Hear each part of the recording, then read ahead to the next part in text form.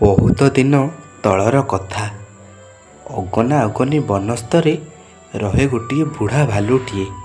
ସିଏ ସେହି ଜଙ୍ଗଲରେ ବହୁଦିନ ରହିଥିବାରୁ ବୁଢ଼ା ମଧ୍ୟ ହୋଇଯାଇଥିଲା। ଆରେ ମୋତେ ତ ବହୁତ ବୟସ ହେଇଗଲାଣି, ମୁଁ ବି ଆଉ ଶିକାର କରିପାରୁନି। ଯାଉଛି ଆଜି ଜଙ୍ଗଲ ଭିତରକୁ ଯିବି ଶିକାର କରିବାକୁ। ଏମିତି ଭାବି ଭାଲୁଟିଏ ଆଜି ଶିକାର କରିବା ପାଇଁ ଜଙ୍ଗଲ ଭିତରକୁ ଚାଲିଲା।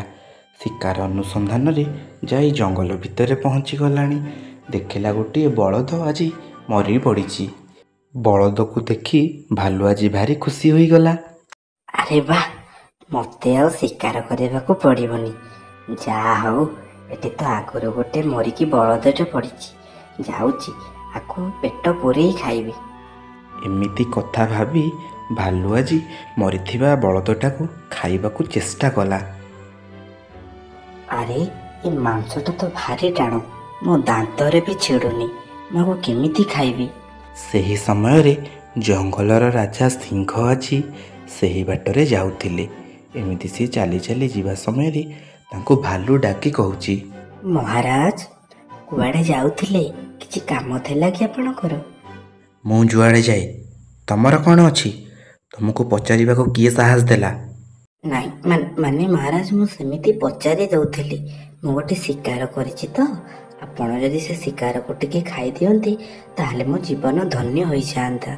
ଦୟାକରି ଟିକେ ଶିକାରଟାକୁ ଖାଇଦିଅନ୍ତୁ। ମୁଁ ଅନ୍ୟ କାହାର ଶିକାର ଖାଏନି। ତମେ କ'ଣ ଏକଥା ଜାଣିନ? ଆଜ୍ଞା ମହାରାଜ, ମୁଁ ଜାଣିଛି ଆପଣ ଖାଆନ୍ତିନି ବୋଲି। ତମେ ତ ବୁଢ଼ା ହେଲଣି, ତମକୁ ଆଉ କ'ଣ ଦଣ୍ଡ ଦେବି? ନହେଲେ ତମକୁ ଉଚିତ ଶିକ୍ଷା ଦେଇଥାନ୍ତି। କ୍ଷମା କରିଦେ ମହାରାଜ, ମୋର ଭୁଲ ହେଇଯାଇଛି। ଏମିତି କହି ସିଂହ ସେଠାରୁ ଚାଲିଗଲା। ଭାଲୁ ପୁଣି ଚେଷ୍ଟା କଲା ସେ ବଳଦଟାକୁ ଖାଇବାକୁ। ଦାନ୍ତରେ ତ ଛିଡ଼ୁନି, ମୁଁ କେମିତି ଖାଇବି? ଶିକାରଟା ପୁଣି ଏତେ ଦିନରେ ମିଳିଛି। ସେହି ରାସ୍ତାରେ ବାଘ ଆଜି ମଧ୍ୟ ଯାଉଥିଲା। ବାଘ ଆଜି ଭାଲୁକୁ ଦେଖି ପଚାରି କହୁଛି, କ'ଣ କିରେ ଭାଲୁ ଭାଇ, କିଛି ଅସୁବିଧା ହେଇଛି ନା କ'ଣ? ଏଠି ଏକେଲା ଛିଡ଼ା ହେଇଛୁ? କହୁନୁ କ'ଣ ଅସୁବିଧା ହେଇଛି, କହ। ନାଇଁ ମ, କିଛି ଅସୁବିଧା ହେଇନି। ଏତେ ଦିନରେ ଶିକାର ପାଇଲି, ହେଲେ ମୋ ଦାନ୍ତରେ ଛିଡ଼ୁନି। ମୁଁ କ'ଣ କରିବି ଟିକେ ତମେ କହୁନ? ଆରେ ତୁ ଏଇଠି ସେଥିପାଇଁ ସେତେବେଳୁ ଛିଡ଼ା ହେଇଛୁ? ମୋତେ ତ ତୁ ଆଗରୁ କହିସାରନ୍ତୁଣୁ, ତାହେଲେ ମୁଁ ମୋ ଦାନ୍ତରେ ଶିକାରଟାକୁ ଛିଡ଼େଇକି ଖଣ୍ଡ ଖଣ୍ଡ କରିଦେଇଥାନ୍ତି। ନା, ଆକୁ ଯଦି ମୁଁ ଶିକାରଟାକୁ ଦେଇଦେବି ତାହେଲେ ଏ ସବୁ ମାଂସ ଯାକ ଖାଇଦେବ। ଆରେ ଭାଲୁ ଭାଇ, ଉପରକୁ ଅନେଇ କ'ଣ ଭାବୁଛି? କହୁନୁ ଗୋଟେ ଉପାୟ କାଢ଼େ, କ'ଣ କରିବା? ହେଲେ ହଁ ଯେ, ଏ ଶିକାରଟା ପରା ମୋର ନୁହଁ, ସିଂହ ମହାରାଜାଙ୍କର। ସିଏ ମୋତେ ଏଠି ଜଗେଇ ଦେଇ ଗାଧେଇବାକୁ ଯାଇଛନ୍ତି। କ'ଣ କହିଲ? ଇଏ ସିଂହ ମହାରାଜାଙ୍କର ଶିକାର? ମୁଁ ତ ଜାଣିନଥିଲି।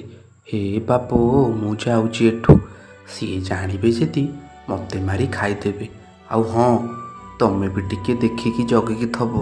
ସିଏ ରାଗିଗଲେ ତମକୁ ବି ମାରିଦେବେ। ଏମିତି କହି ବାଘ ସେଠାରୁ ଭୟରେ ଚାଲିଗଲା। ବାଘ ଭାଲୁଙ୍କର ସବୁ କଥା ଗୋଟିଏ ଚିତାବାଘ ବୁଦାମୂଳେ ବସି ସବୁ ଶୁଣିଦେଇଛି।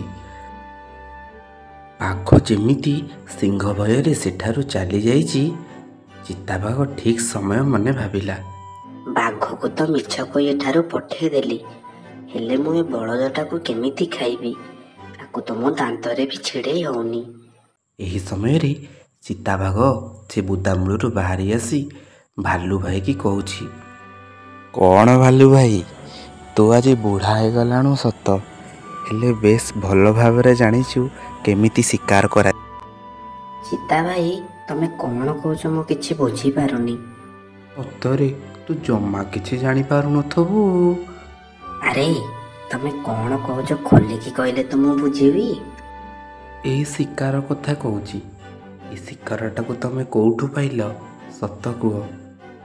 ଆରେ ମୁଁ ଏ ବଳଦଟାକୁ ପରା ନିଜେ ଶିକାର କରିଛି। ଏଥିରେ ମିଛ କହିବାର କଥା ତ କିଛି ଉଠୁନି। ହେଲେ ଭାଲୁ ଭାଇ, ତମେ ବୁଢ଼ା ହେଲଣି, ତମେ ଏତେ ମିଛ କଥା କାହିଁ କହୁଛ? ମୁଁ କ'ଣ ଜାଣିନି? ଏ ଶିକାରଟା ପରା ସିଂହ ମହାରାଜାଙ୍କର। ହେଲେ ହେଲେ ହେଲେ ତମେ ଏ କଥା କେମିତି ଜାଣିଲ? ତମେ ତ ଏଠି ନଥିଲ।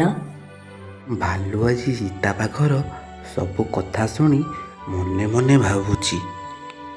ଆରେ ଇଏ ତ ସବୁ କଥା ଜାଣିଛି। ଆକୁ କେମିତି ଗୋଟେ ବୁଝେଇ ସୁଝେଇ ମୋ ପଟିଆ କରିବାକୁ ପଡ଼ିବ। ଆରେ ଚିତା ଭାଇ, ତମେ ବ୍ୟସ୍ତ ହୁଅନି। ମୁଁ ଏ ବଳଦରୁ ତମକୁ ଅଧେ ଦେବି ଆଉ ମୁଁ ଅଧେ ଖାଇବି। ତମେ ବ୍ୟସ୍ତ କାହିଁ ହଉଛ?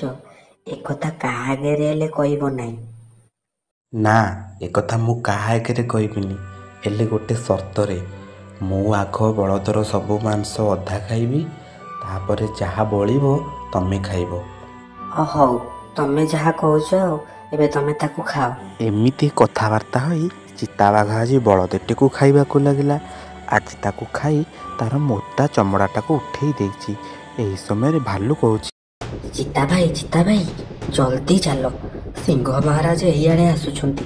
ଯଦି ଆମ ଦି ଜଣଙ୍କୁ ଦେଖିଦେବେ ଆମକୁ ଖାଇଦେବେ। ସିଂହ କଥା ଶୁଣି ଚିତାବାଘ ଆଜି ନିଜ ଜୀବନ ଭୟରେ ଦୌଡ଼ି ପଳେଇଲା। ଭାଲୁ ମଧ୍ୟ ଠିକ୍ ସମୟ ଦେଖି ବଳଦଟାକୁ ନିଜ ଗୁମ୍ଫା ଆଡ଼େ ନେଇ ଆସି ଆନନ୍ଦରେ ଖାଇବାକୁ ଲାଗିଲା।